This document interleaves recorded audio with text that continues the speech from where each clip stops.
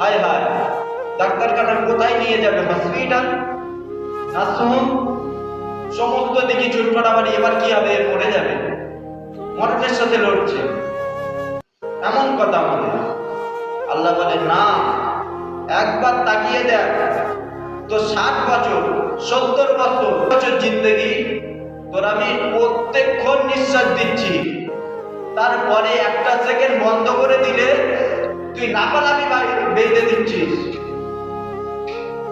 তোকে আমি দিচ্ছি নিঃশ্বাস, এই কারণে দিচ্ছি, আমি যে তোকে দায়িত্ব নিয়েছি, আমি যে তোর লালন পালন করব কথা দিয়েছি, আমি যে তোর পৃথিবীতে পাঠিয়েছি, এই কারণে আমি তোকে নিঃশ্বাস দিচ্ছি। একটা গভীর হাদিস, এক বুজুর্গানের ব্যক্তির কাছে জিজ্ঞাসা করা হয়েছিল যে বেনামাজি কেমন? বলছে শুকুর দেখেছো? উদাহরণস্বরূপ সে বলেছে শুকুরকে দেখেছো? হ্যাঁ, শুকুর দেখেছি। বলছে শুকুরকে তুমি দেখবে সে একসাথে চোখ মেলে দেয় না। আমরা যেরকম ভাবে একসাথে চোখ মেলে দিই, ও একসাথে চোখ মেলে না। সকাল যখন হয় হালকা হালকা করে চোখ মেলে শুকুর। কারণ কি জিজ্ঞাসা করা হয়েছিল? বলছে কারণটা ওই ছিল, সে আল্লাহর কাছে বলতে থাকে, আল্লাহ আমি শুকুর, আমাকে তুমি সৃষ্টি করেছো, করার পরে এমন কোন ব্যক্তি আমার সম্মুখে ফেলে দিও না বেনামাজি, তাহলে আমার দিনটা খারাপ যাবে। নাউজুবিল্লাহ। শুকুর পর্যন্ত আল্লাহর কাছে প্রার্থনা করতে থাকে, বেনামাজির মুখ না দেখে আমি সকাল শুরু করি। ওই কারণে আমি আস্তে আস্তে ভাবে চোখ মেলি আর আল্লাহর কাছে প্রার্থনা করতে থাকি, আল্লাহ তুমি আমাকে তোমার ফরেজগার আল্লাহওয়ালা তাকওয়া বুজুর্গনের ব্যক্তির মুখ থেকে আমার চোখটা খুলিও। কি পরিমাণ ঘৃণিত বেনামাজিরা! তাহলে আমরা যে এই জায়গাতে দাঁড়িয়ে আছি, আমরা ঘরেতে যেতে পারবো এইটা কোনো গ্যারান্টি আছে?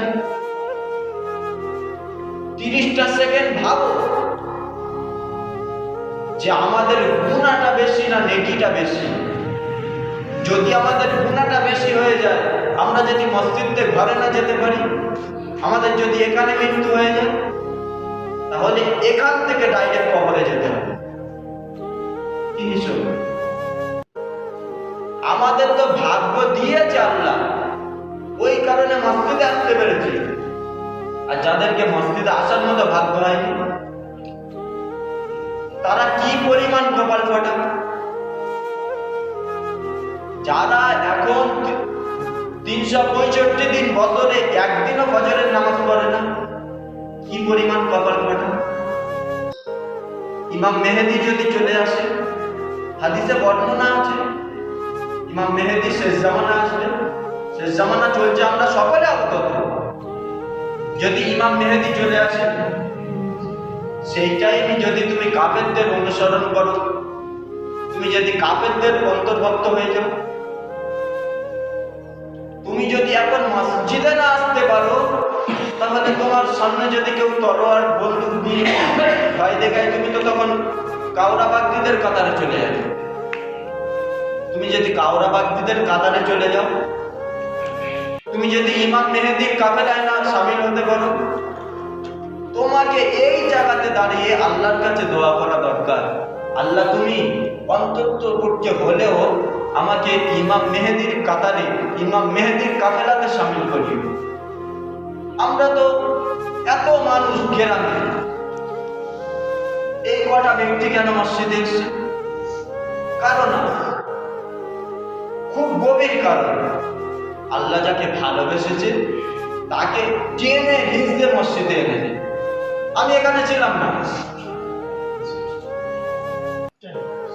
খুবই গুরুত্বপূর্ণ কথা, আমি এখানে ছিলাম না। আমি এখানে কিভাবে চলে এলাম? আমি তো ঘরে ছিলাম। আল্লাহ তো চাইলে আমার না আনতে পারতো, এনেছে মূলত কারণ আল্লাহ যাকে ভালোবাসে তাকেই সুযোগ করে দেয় যে আমার পায়ে তুই মাথা নত কর, তুই আমার সামনে সেজদা কর, আমি খুশি হব। আমি ওই সব ব্যক্তিদেরকে আমার ফেরেশতা দেখাবো না, তোদের ভালোবাসি, চলে আয় মসজিদে। আমি আমার ফেরেশতাদের তবু দেখাতে পারবো, দেখ এইসব লোকগুলোকে আমি ভালোবাসি, তোরাও বাসিস। 18,000 মাখলুককে বলে দেব তোরাও ভালোবাসিস। আল্লাহর ভালোবাসা পেলে তাহলে পৃথিবীর জমিনে লাঞ্ছিত, বঞ্চিত, অপমানিত হবে। আল্লাহ যাকে সম্মান দেয় কেউ রুখতে পারে? তাহলে সর্বপ্রথম খুবই গুরুত্ব,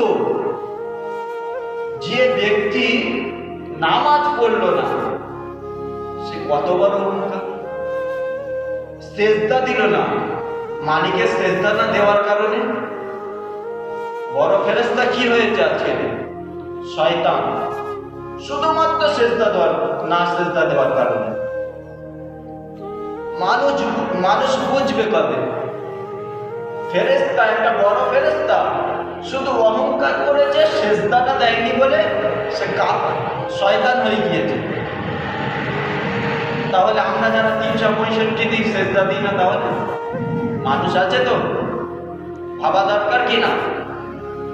দুনিয়াতে মেতে যাচ্ছি, আল্লাহ তো বলেনি, আমি তো কোরআনের আয়াত পেশ করেছি, আল্লাহ তো বলেনি যে দুনিয়াতে তুমি যাবে, এটা আমি পাঠাচ্ছি তোমাদের দুনিয়াতে, তুমি ওখানে গিয়ে ফিতনা ফাসাদের ভিতর লিপ্ত হবে, এটা ফেরেশতারাও আল্লাহকে জানিয়েছে।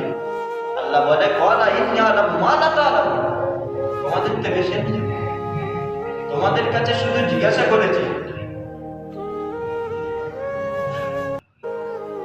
যাই হোক, আমাদেরকে যত কাজে লিপ্ত থাকি, আমাদেরকে 5 ওয়াক্ত নামাজের সময় চলে আসতে হবে। সব কথার একটাই কথা, নামাজটা আমাদের পড়তে হবে। যাই হোক, আমাদের সকলকে আল্লাহ তৌফিক দান করুন। আমিন। বাকি দাওয়াত আলহামদুলিল্লাহ।